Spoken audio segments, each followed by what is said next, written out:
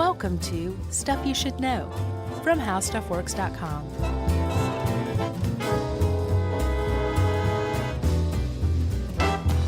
Hey, and welcome to the podcast. I'm Josh Clark, and there's Charles W. Chuck Bryant, and there's Jerry over there. And this is Stuff You Should Know, Fairy Tale Edition. Jerry is supposedly on vacation. Yeah, what's going on? But she came in here just for us. Why, Jerry? I think she feels beholden. That's nice. Which is weird because we've had guest producers. I don't know. Maybe she feels like her job is threatened. Is today the day I die? No. Oh, geez, I hope not. Jerry knows it? Can we at least get these two in the can first? Yeah, well, probably, unless something really crazy happens in the next hour and two. Yeah, that'll give me time to get in touch with like the 5 people I have on my list to replace you. Yeah, I know. I know the 5. Bono. Right? Obama. Right. Michael Stipe. Bobby Fischer. I think there was one more. I can't remember. Bobby Fischer. The chess player. Yeah, that's a little random. Well, I want to correct that episode. And Optimus Prime. That's the 5th one, right? That's right. Yeah. Chuckers. Yes? Have you ever heard a fairy tale before? Well, yeah, we did 2 very good episodes. Oh, if you say so yourself, huh? No, these were good. I don't often say that, but in November of 2015, we did a back-to-backer with the dark origins of fairy tales and how the Grimm's fairy tales work, or the Grimm brothers. We had fairy tale fever. We did, but man, we licked it. So did you go back and listen to them, and you're like, wow, these are good, or you just remember them being good? I remember them being good.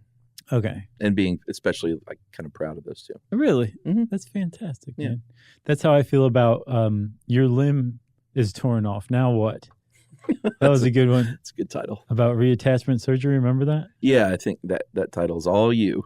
That's a Josh Clark title. You got some good titles out there, too. Yeah. Yeah. What's the deal with blank? You know who's really good at coming up with titles? Bono. Yeah. Where the streets have no name. Right. Where the streets have no drums. How's that for a teaser? Bam, dude, you just did it. So we're talking about fairy tales today. Specifically, we're talking about the fairy tale of the Pied Piper of Hameln. Mm-hmm. And as far as fairy tales go, it seems to be a little different than other fairy tales. Okay. And the reason why it's a little different is because, horrifically, it's people think, scholars, not just, average Joes, crackpots. right? Like real deal scholars think that something actually happened that formed the basis of this fairy tale. Right. Whereas with Hansel and Gretel, it wasn't based on some witchy lady who ate children. No, but that one might have had some basis in fact too. How about like Rumpelstiltskin? Probably not based in fact. Probably not. Right? You remember the little guy who like you trick him into saying his own name backwards? The little guy maybe? with the big heart? I don't think he had a big heart. He had an insatiable sexual appetite is what it was. Oh, the little guy with the big heart was Bono. Right. Man, we're going to get so many emails from people being like, lay off Bono. What's with the Bono references? Who's Bono? Yeah. They must work with that Bono guy. I wish. So, Chuck, the Pied Piper, the reason why we say it might be based in fact is because there's actual like historic evidence that kind of supports this thing. And you can find it in this town of Hameln, which is a real place. Mm-hmm. It's not a made up like fairy tale land like, Oz. There's your first clue. Yeah. Most fairy tales are not set in an actual place, right? I don't know. Are they? No. They're just made up. Yeah. Or Wonderland. They're in a very vague place or they take place in a larger place like, in Germany one day or in Bavaria one day. Not like in this town that actually existed at the time we're saying it did, which is another thing too, because if you look at the actual fairy tale, which we'll get to in a second, there's like a specific date. Yeah. That also is very unusual for a fairy tale. So the more you dig into it, the more you're like, yeah, this might have actually happened. And then once you think, this might have actually happened, then you're struck with some of the greatest dread a human being can experience. Yeah. Because it's something bad happened is what happened. Yeah. Let's talk about it. All right. Well, let's get into the original fairy tale, the Grimm's Brothers' tale of the Pied Piper. It was weren't even, not even Irish. Not at all German. Jane McGrath, good old Jane from back in the day, wrote this one. Sure. And she points out that it is a cautionary tale about governance as well as taking responsibility for financial agreements. She's right, but putting it that way seems a little funny. Yeah. But it is 1284 in Hameln in Germany, and there was a rat infestation in the town at the time, and the mayor... And this is the fairy tale you're going over, right? Yeah. And so the mayor of the town didn't know what to do. The Burgermeister. Oh, yeah. Meister Burger. The stranger comes into town and wore, and I didn't know what pied even meant. I didn't either. What is it? Multicolored. Yeah. He wore multicolored clothes, pied multicolored clothes. That's all he was. He was a piper who wore colorful clothing. Had nothing to do with eating pies or I thought walking on his feet, You thought that's what that meant? Yeah. Why? Because I think like pedestrian comes from pied or pied. Well, I think it's like maybe Italian or something. That certainly makes more sense than me having no clue. Yeah, but I was way off, so it doesn't matter. He walked. He did walk. So you're kind of right. That was the other reason I thought that too. So his outfit looked a little weird, apparently. Multicolored. People didn't dress like that, I reckon. I saw, though, that it was also like a splendid outfit, that he attracted a lot of attention, and people were like, I wish I had the cojones to dress like you, Pied Piper. And dance around with a pan flute. Right. And he had they call it a musical pipe or some kind of flute. Not a smoking pipe, potheads. No. And he hears about this rat problem. He comes into town. He drags his fingernails along the chalkboard and gets everyone attention in the town meeting. Yeah. Says, I'll kill that shark. Oh, you got to do it better than that. No. I'll kill the rats. Yeah, but in the voice. I can't do Quint. Whatever. You can do anything. You're like the Rich Little of this company. Jerry's laughing at us for no reason. She's so sick of this. Man, she's really tickled today. Jerry, are you stoned? No? She's been smoking her own magical pipe. So they agree on a price to get rid of the rats. Piper takes out his little hand flute. Yeah. I don't know if that's what it's called, but the price is important. Can I go into the price for a second? Sure. So he initially said that he would get rid of the rats for 1,000 florins, which is either coins or money from Italy or France or the Netherlands. But money. Yeah. 1,000. A lot at the time. 1,000 pieces of money. And this town of Hameln was so overrun by rats. Apparently all their cats had died. Whoa. Yes. They beat the cats?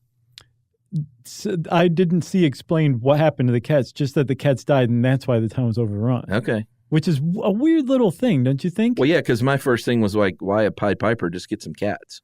The cats had all died. All right. Good thinking, Chuck. But they say 1,000 florins, we'll give you 50,000 florins if you get rid of these rats. Our problem is so bad. Mm-hmm. And he says, done. But was that a facetious offer? I think it was a desperate boast. Okay. But the Pied Piper was like, all right, I'll agree to your terms. I just wanted 1,000, but 50,000 it is. And they went, I think we overspent. I regret saying that. But you should hear the guy. So he pulls out the instrument. He starts playing. As the story goes, all the rats congregate around him. Mm-hmm. And he leaps about and dances through town into the Weser River, which the rats drowned, which is complete fabrication because rats are very good swimmers. They really are. I thought about that too. I even looked it up. Yeah. They're good swimmers. Not just rats you've seen, it's rats in general. Yeah. I mean, the first thing, honestly, when I heard that, the first thing that made me think that was like, wait a minute, in First Blood, when he's in that abandoned mine shaft, those rats are swimming all over the place. Yeah. So I looked it up. I was like, is that true? And apparently rats are really good swimmers. Yeah. Some better than others. I've seen that too. So this fairy tale stinks of BS already. Okay. But the story goes that the rats followed this guy in a trance to the river whereupon they drowned. Maybe they were in the trance. And that was why they couldn't swim, because they were just so lulled by his hand flute. Yeah. His smooth jazz. Should we take a break there and finish the story after? Oh, that's quite a cliffhanger. All right, let's do that. Okay.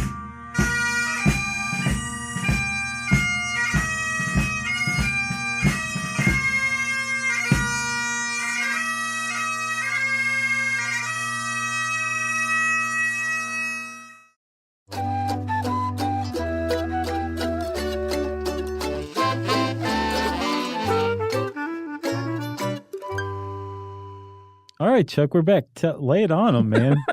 That was high class. Well, they drown all the rats. The Pied Piper is successful. Everyone parties German style, which is to say they probably got hammered on 88-ounce beers. You ever been to Germany? Sure. You ever had the beers there? The big yeah, gaddies? I mean, they got big old beers there for sure. And they have lids on their mugs, too, because, there's so much of it, you can just set it down and save it for later. But I don't think they save it for later. The beer garden I went to did not have the lids. Maybe I've just seen those on TV. But what they did have was a 4.5-foot tall woman with Popeye-sized forearms carrying 6 of those giant ones in each hand. In each hand, sure. Like a pro. Not like a pro. They were pros. Well, she was probably sold to the beer garden at a young age and was raised to serve like that. Please tell me that's not the case. All right, so where are we? Townspeople are partying. They're getting hammered. They're singing they're prosting, singing their German beer hall songs as they are wont to do. And then Pink Cadillac. Dude says, "What's up with that? All those florins?" Yeah, he's like, everybody, I'm really glad you enjoyed my work, but now it's time for me to go. Pay me. And did they just stiff him, or did they say, well, let's go back to the 1,000? They said, we're not giving you 50,000 florins. We thought you were going to get rid of these rats through hard work. You just played some flute. Like, that's cool that you can do that with the flute, but that's not really work. So, no, we're not going to pay you 50,000 florins. He's like, well, then 1,000 florins at least. That's what I originally agreed to. And they're like, how about this? We're going to give you 50. And if you're not happy with that, then you're getting nothing. And he was still so mad that they're like, fine, nothing. Get out of town. And he says, you will regret this. You know what that's like? That's like hiring the critter remover because you have a raccoon in your attic. You agree to a price. He comes over and shoots the raccoon and says, game over. And you're like, wait a minute, I expected a little more, like you were going to hypnotize him or coax him down from the roof with your smooth jazz. Right. Not just shoot it. Anybody could shoot it. I thought you were going to like step on it or something. Yeah, like I would have shot it. Right. I was looking for a peaceful solution. Right. And plus, I have a bullet hole in my house now. Have you ever had to call one of those people? A raccoon remover? Well, just, those dudes. They just do snakes and raccoons and possums or whatever. No. I haven't either.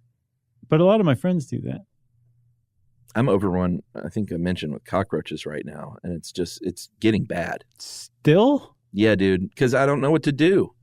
Hire an exterminator. Yeah, but we're not into the poison stuff. But I think it's like, we got to do it. I think there's green exterminators that are not quite as deadly. Jerry's nodding, but will they kill all the cockroaches? They'll kill you'll probably have lavender dust. You'll probably right, with their magic flute. I need to do something. It's gotten out of hand. Yeah, you got to do something. Like I almost am going to tell you what happens, but I feel like people judge me on how disgusting it is. We can always edit it out later. All right, I'll go in, and this is not like, it's not like food is out. I will clean the kitchen. Sure. I will go in there to get a glass of water at midnight, and I'll turn the light on, and a dozen will scatter. Wow. Jerry's saying, nope. Like, I will hear them going. Sure, yeah. That's one of the creepiest things. And they, as soon as they see that light, they're gone. And it sounds like we live in filth, but it doesn't matter. We're infested. They're just like, yeah.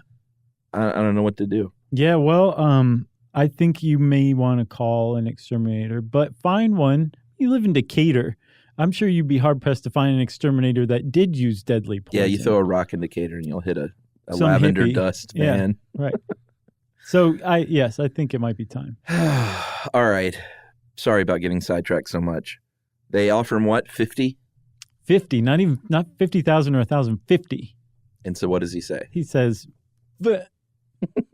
He did the little, everybody, you can't see me, but where you flick the underside of your chin. I feel like that's Italian.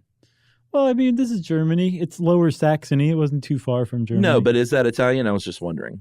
Yeah. It feels like a very, Italian thing to do. Yeah. Like, hey. Right, exactly. You got to say it like that. All right, so he gives him that number and says, I'm going to come back. Does he even warn them and say, I'm going to come back and get your kids, or I'm just going to It depends on the story. It's all good. You'll see me again. It depends on the story. Some say, he vowed vengeance. Some say he came back a month later. Some say he came back a year later. Some say he just immediately started playing his flute. Oh. Some say, and I think the Brothers Grimm version is that he waited until the town went to sleep and then came through the town and started playing again. All right, but this time he's wearing hunter's clothing. A little ominous. I did not see that anywhere. Oh, really? Mm-hmm. Is that BS? Well, I don't think it's BS. I think this story's just been added to many times over but yeah, I shouldn't have even said anything. All right, so he comes back regardless of what he's wearing. Let's say he's buck naked, which makes it even more fun. Well, you just added to the legend just there. He starts playing this flute again, but this time the children are entranced. Mm-hmm. He leads, like 130 kids, supposedly? Yeah, pay attention to that number. It seems a little specific, doesn't it? It does. Okay. He leads 130 children out of town, up a mountain to a cave. They supposedly enter and are never heard from again. Right, and the mountain has a landslide and covers up the cave mouth, and supposedly it was a magical door that opened in the mountain that revealed the cave. They go in, doors closed, landslide, gone. Never heard from again, like you said. And the townspeople are like, there goes our labor pool. Yeah, there goes my baby. There goes our labor pool. Who's going to serve us at the beer gardens? And supposedly, there, in one version at least, there was the mayor's grown daughter was among that group, and this feels like a specific jab at the mayor. Right. Like, even though your daughter's grown, I'm going to entrance her with my flute as well. Right. Yeah. Which I don't think that was in the original Grimm Brothers one either, but 2 children survive, correct? Or they come back? I think in the Grimm Brothers version, it's just 1. Sometimes it's up to 3, but there's in a lot of retellings, there's a kid who either is deaf and so can't hear the magic flute song, so is not entranced, has some sort of physical disability, and so he or she can't keep up with the rest of the kids and survives from that, or I think is blind and can't see their way. Either way, some kid who had some unique characteristic that kept them from being entranced or whatever is like the eyewitness that comes back and tells the parents what happened. Or in another version, it's just a skeptic, a child skeptic. This can't be happening. Lewis, the child skeptic.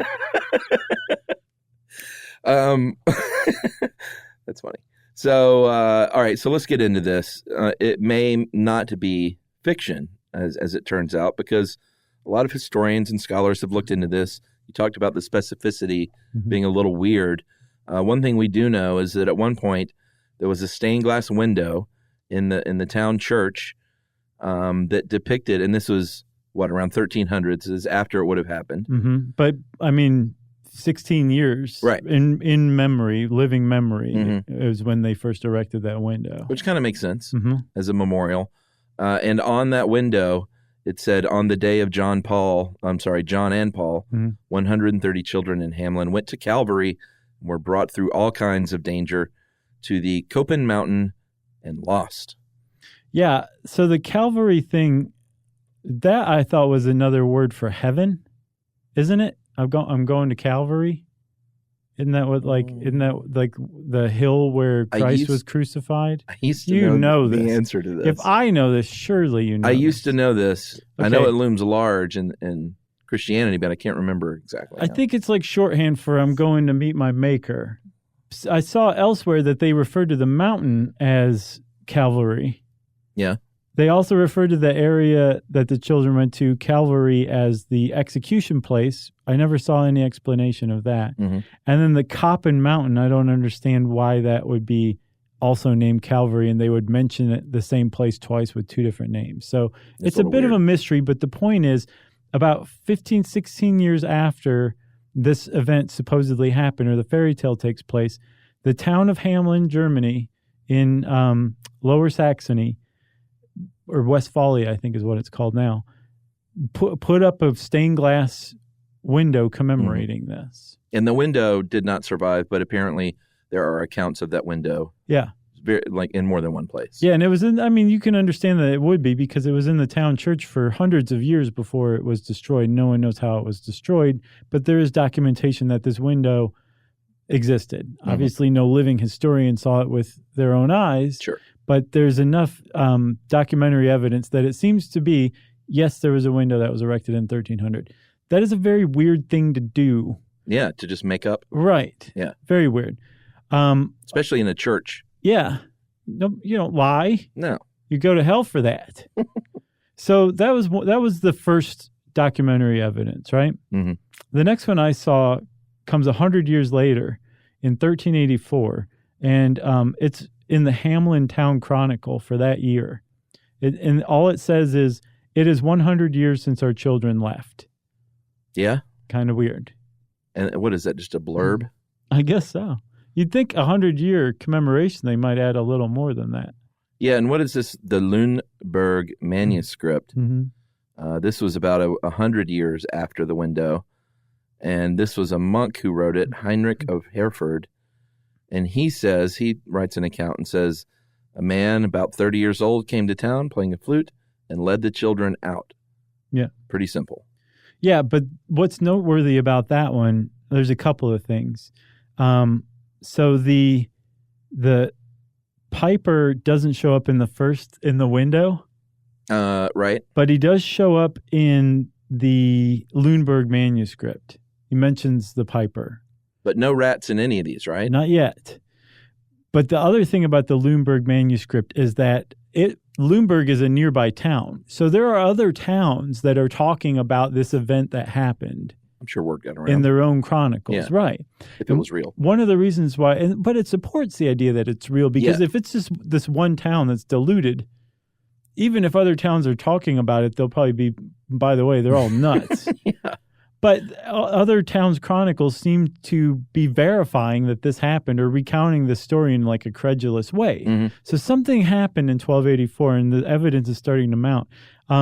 The other thing about the fact that this is another town is that this town, Lüneburg, and other towns cited that Hameln came to be known to commemorate things counting backward or forward from the date of 1284. Mm-hmm. So, for example, they put up a gate in 1556 in the town. Right. This is what they inscribed on the gate, Chuck. In this year of 1556, 272 years after the magician led 130 children out of the town, this portal was erected. That's like saying, like, this we're putting up this sewer 262 years after our children were let out of town by a magician. Enjoy the sewer. Like, that's a weird thing to inscribe in something. And apparently the town became known for that kind of thing. What, just these random inscriptions about this weird, like, mysterious event? Yeah, just like dating everything from 1284 on based on their children leaving. And again, you'll notice it mentions 130 children. Things changed over the retelling, but the one thing that's remained the same is the 130 children leaving. Even before the piper shows up in the story, 130 children are cited each and every time. Yeah, and what we don't know is that, like, some symbolic thing, is it all metaphor? Should we take a break and get to the theories? Yeah, sure. All right, let's do that.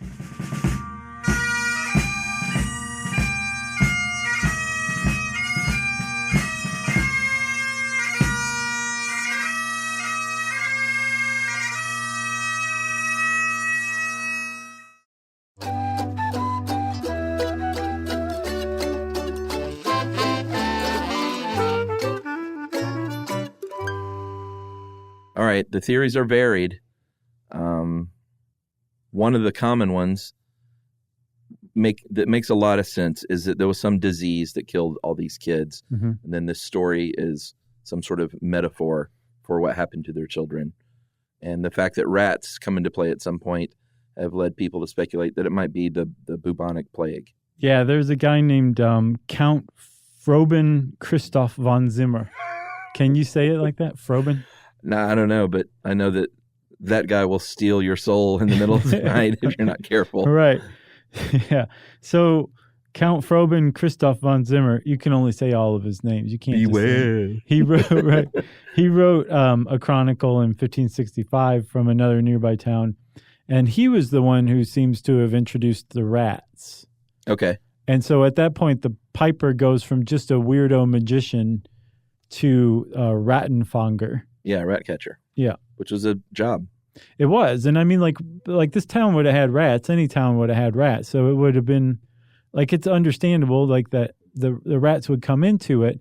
And it's not like that's just, a totally outlandish addition to the story. But the fact that it doesn't show up until 1565. Yeah. And this has been documented for hundreds of years up to that point seems a little fishy. And it certainly seems weird that it would have been the plague because the plague hadn't come around yet, right? Right. And it also seems fishy that it doesn't mention anything about adults, and any sort of rat-carrying or diseased rat would seem like it wouldn't just affect kids. No. It doesn't make any sense. No, it doesn't. But the idea that 130 kids were taken from the town in one form or fashion. Yeah. You could say, well, it's like some sort of disease. Mm-hmm. One of the other diseases that got put up was Parkinson's, I believe. Or no, Huntington's, I'm sorry. Yeah. Which is a stupid theory. Yeah. It's a terrible theory. Huntington's disease is an inherited disease. Yeah, that didn't make any sense. So that would mean that every kid in the town had inherited Huntington's from their parents who apparently weren't showing any symptoms. Who put that forth? I don't know. I couldn't find it, but it's a terrible one. And then the idea that, so it's not infectious, it's rare, and everybody's symptoms coming on at the same time and dying. The reason why they said that, though, is because supposedly the shakes from it, the palsy, would account for the dancing of the children. Seems like a pretty dumb thing to zero in on. That's a stretch. Huntington disease, we're crossing off the list. All right, one of my favorites is that the children left on their own as part of one of the Crusades. And apparently, the one thing that doesn't quite align is the timeline, because a few decades previous, there were, in fact, young people, children, probably teenagers, I doubt they were like 8-year-olds, participating in the Crusades. One of them would have a vision from God and say, we should totally cover the Crusades. I don't think we... No. Have we done that? No, not yet. There's a really good article on the site, too. That'd be a pretty dense single. Yeah, we might have to do 2. All right. 2-parter on the Crusades. Coming at you. So you would, one of those kids would have a vision from God, and then all the kids would follow and say, all right, we're going to take our broadswords that we can barely lift and go fight the good fight. Right. So that's one theory. And that's actually pretty, that's a little more rooted in reality. Like, yes, there were a children's crusade before documented. It's possible it happened a decade or 2 later. Like, if it was in the area and well known, some other kid could have been like, oh, okay, let me try my hand at it. Right. Changes his name to Jim Jones and says, follow me to Jerusalem, right? That's right. So that one could have happened. It's possible.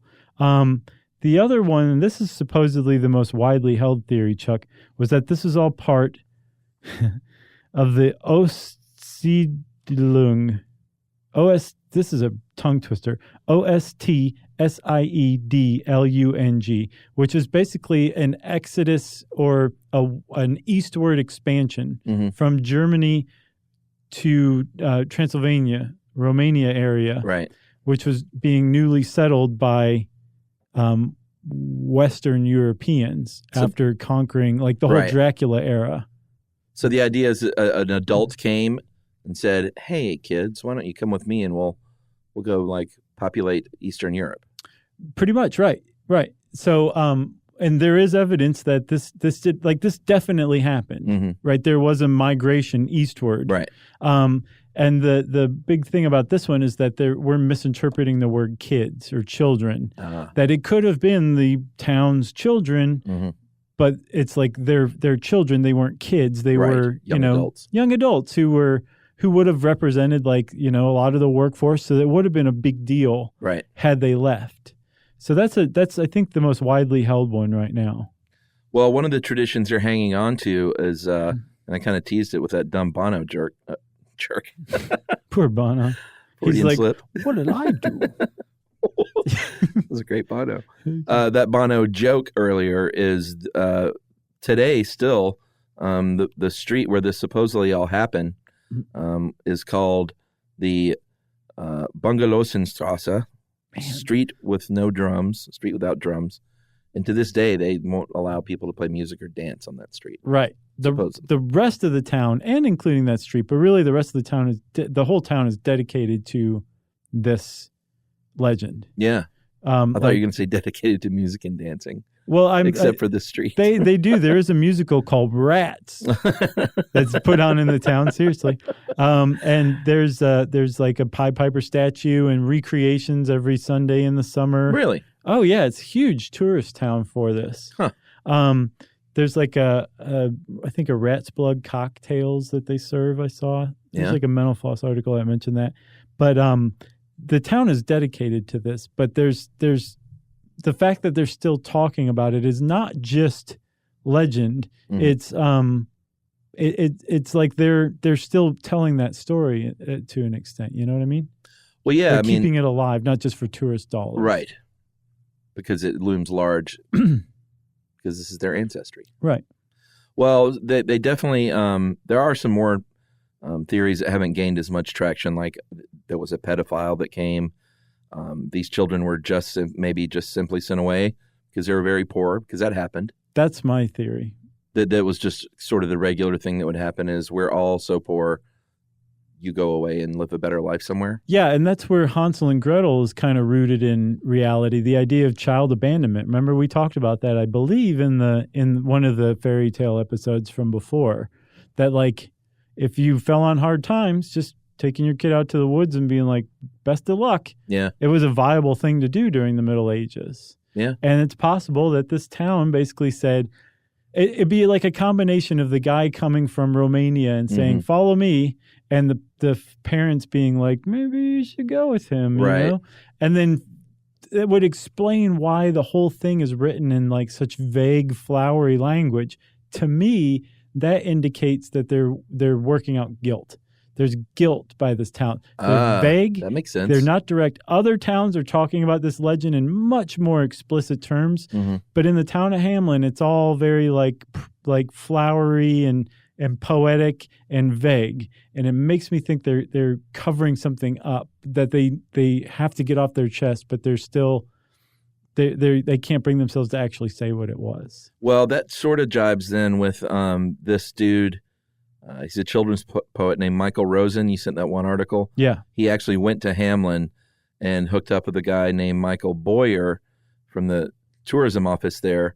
And Boyer says that he thinks the rats were added, and this makes sense with your theory, was that just sort of an attempt to wash away what he said were bad memories, like a cover up to draw attention away from this awful thing. They were like, hey, let's tell this rat story. Right. But if you'll notice also in that story with the rats, there is guilt by the town. The town is guilty of something and they lose their children as a result. Right. So if the rats were actually part of the original story, even if it wasn't documented, even if there weren't real rats, it still is putting some veneer of guilt onto the town. It wasn't something that just happened to them. This thing befell them because they did something wrong. Wow, I feel like there could be a deeper mystery, though. Yeah, I think there is. Like, for real. I think there's something really happened in Hameln in 1284, and they lost 130 kids somehow, and the town was psychically damaged by it. Are you going to title this one Pied Piper, Cold Case? That's a good one, actually. It's not bad. Okay. You got anything else? No, I want to know more. I know. I got sucked into this. I can't remember which of the articles I sent that got me, but I don't remember how I came across it, but it was like, oh, I'd never thought of this.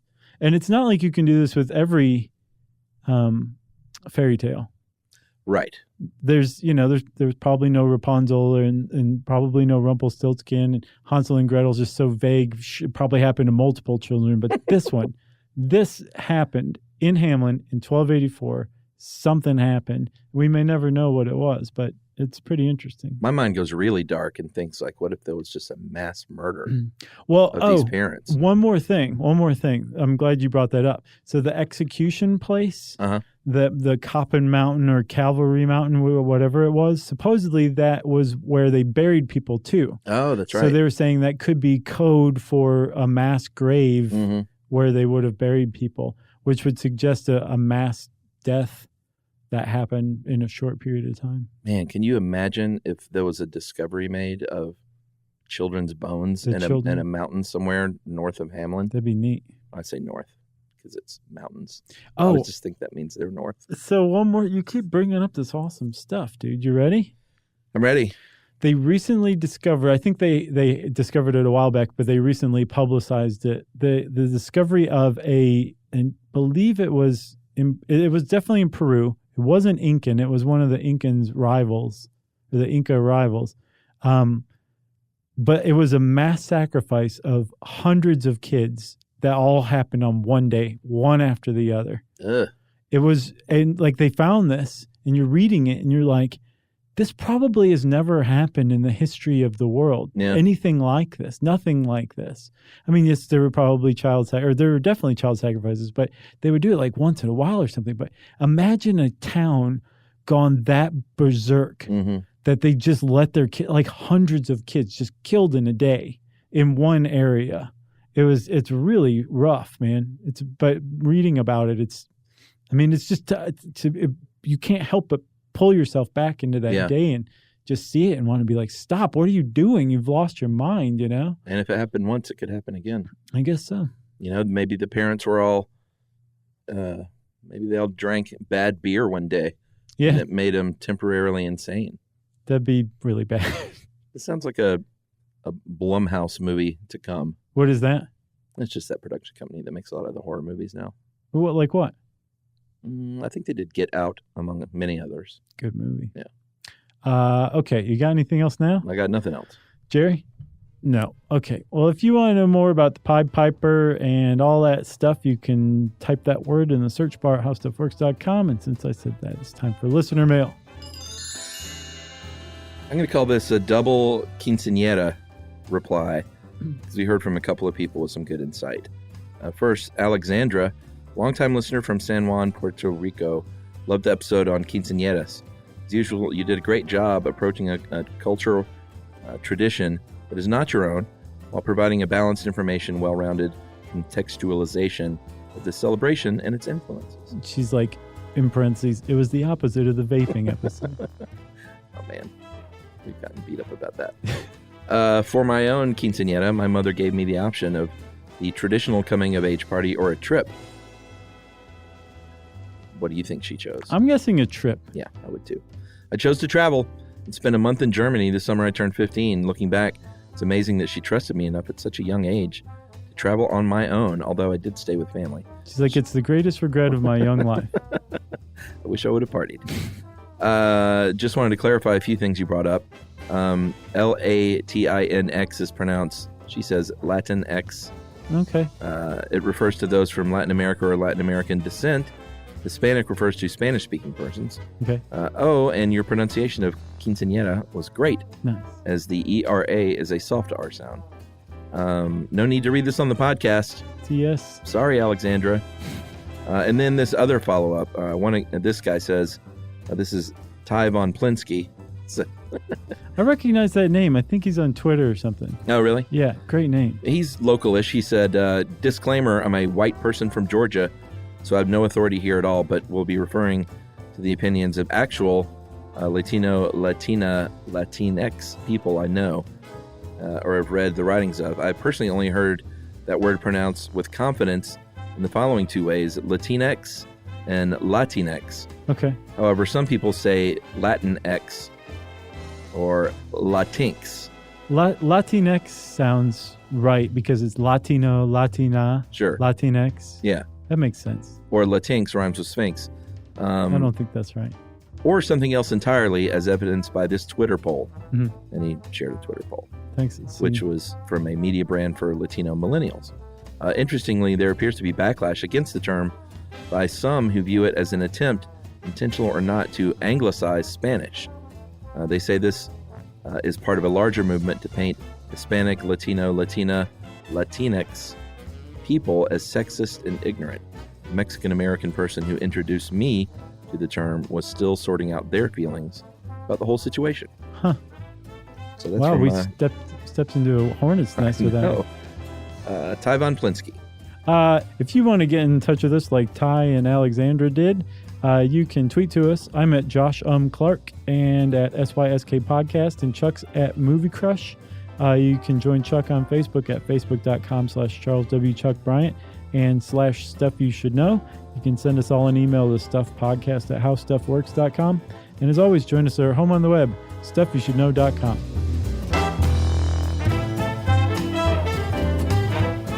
For more on this and thousands of other topics, visit howstuffworks.com.